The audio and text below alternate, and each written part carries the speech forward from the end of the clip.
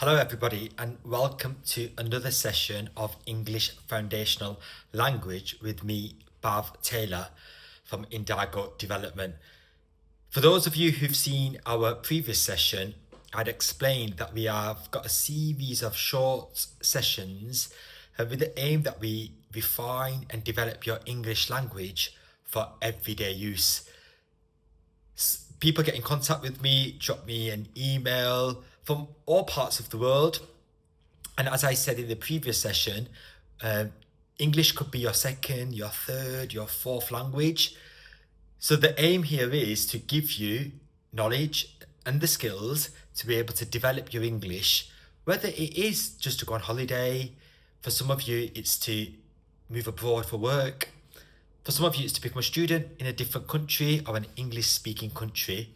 Or for some of you, it's just that you want to develop your English because you want to upskill yourself in your home country. You want to get a promotion, for example, and English is a requirement. So these sessions are short, they're supposed to be fun, they'll be interactive. I'll ask you to do something, so pause the video, think. If you're with someone, have a conversation, think about the answer, and then I'll give you the answer. And importantly, you should learn something that you did not know at the beginning of the session. That's really important. You should learn and know something at the end that you did not know at the beginning. So let's get right into it. As I've done in the previous session, here's the icebreaker again. Which sheep are you? Which of the 9 sheep on the screen best represents your mood at this point in time? Take a moment, have a think. It's supposed to be fun. There's no right or wrong answer. And this is what we call an icebreaker. It helps to generate a conversation. So if you're with someone now, maybe a work friend, a family member, have a chat. Over to you. Okay. Before I move on, I just want to mention something here because it's come to mind. 1 sheep, 9 sheep.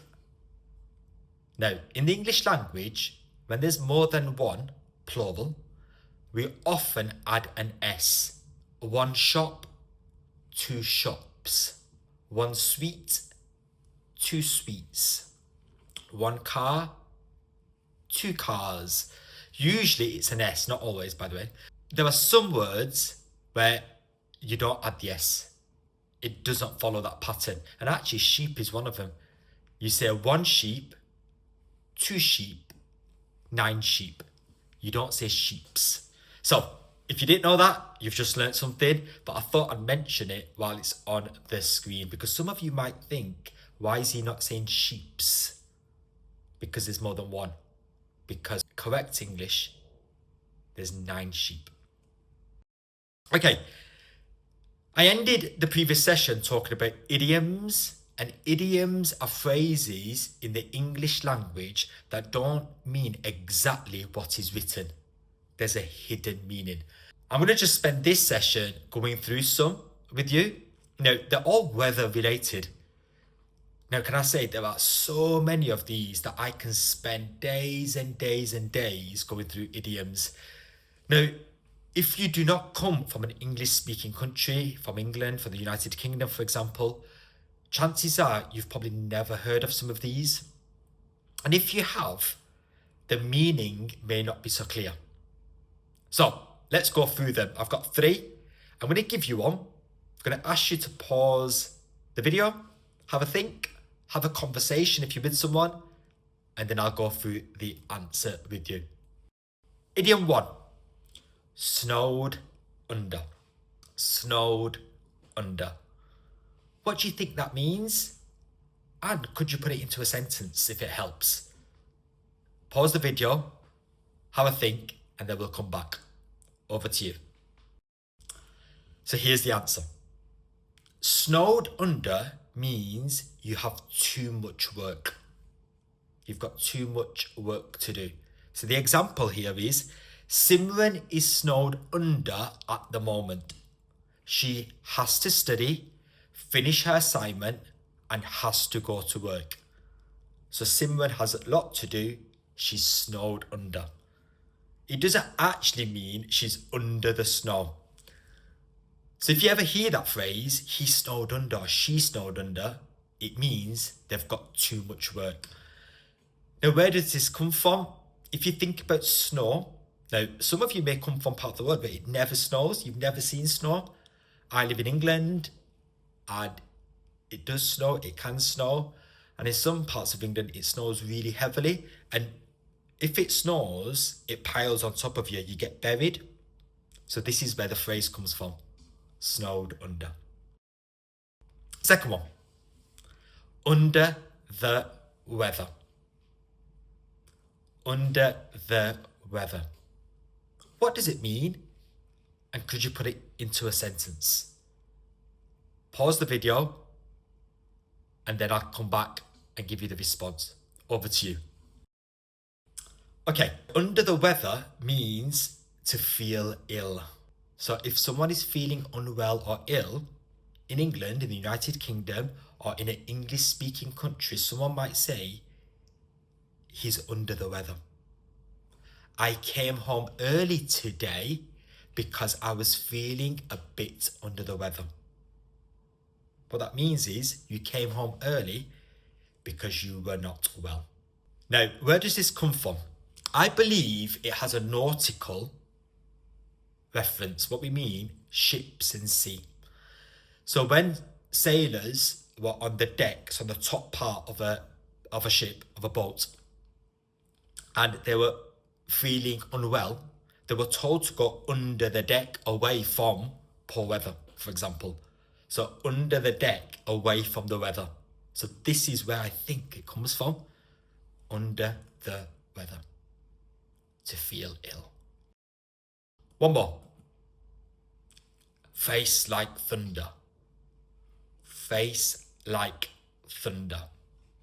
What do you think it means? And could you put it into a sentence with an example? Pause the video, have a think, have a conversation, and then we'll come back. Over to you. Okay, face like thunder means to have an angry expression on your face. Did I have a face like thunder there? When Mum left the room, she had a face like thunder. It means she was angry. So if you ever hear the phrase, he's got a face like thunder, it means they're angry. Now, where does this come from? If you think about thunder, it's aggressive, it's a bit powerful, it's angry. So that's where the link is. Thunder and the face. Again, it's a phrase that's used quite common actually. In England, I hear it all the time. If you've never heard of it, you have now. And you've also now been given an explanation. Now, I just want to bring this in because someone had got in touch with me recently about IELTS. And IELTS, I know some of you are preparing for the exam, some of you have done it, some of you want to do it again because you want to get a higher score. Now, this only applies to those people who are looking to move to an English-speaking country, United Kingdom, Australia, Canada, so on and so forth. And you need to have a certain level of English that is assessed. There are 4 parts: speaking, listening, reading, and writing. Now, how can this help me pass my IELTS? Now, in your speaking and writing exam, a wide range of vocabulary and native-like fluency is assessed. 2 main parts. There's more. And the use of idioms can demonstrate that. If you were to, in your speaking, just put in 1 or 2 idioms, not only does it show that you've got a wide range of vocabulary, it shows fluency in your speaking. So idioms are a great way to demonstrate, especially the higher bands. 7, 8, 9. The reason like I said, I've put this in, it's a question that I get asked. How does informal language like idioms support me? Now, I'll include some of this in other sessions. So those of you who are doing IELTS exams or preparing for it, some of these tips should help you. So, like I said, short, a bit of fun, interactive, I've made you think. And if you've now learned something that you did not at the beginning, we've definitely done the right thing here. So I hope you've enjoyed it. Thank you for joining the English Foundation Language course with myself, Bav. And I look forward to seeing you soon. Bye for now.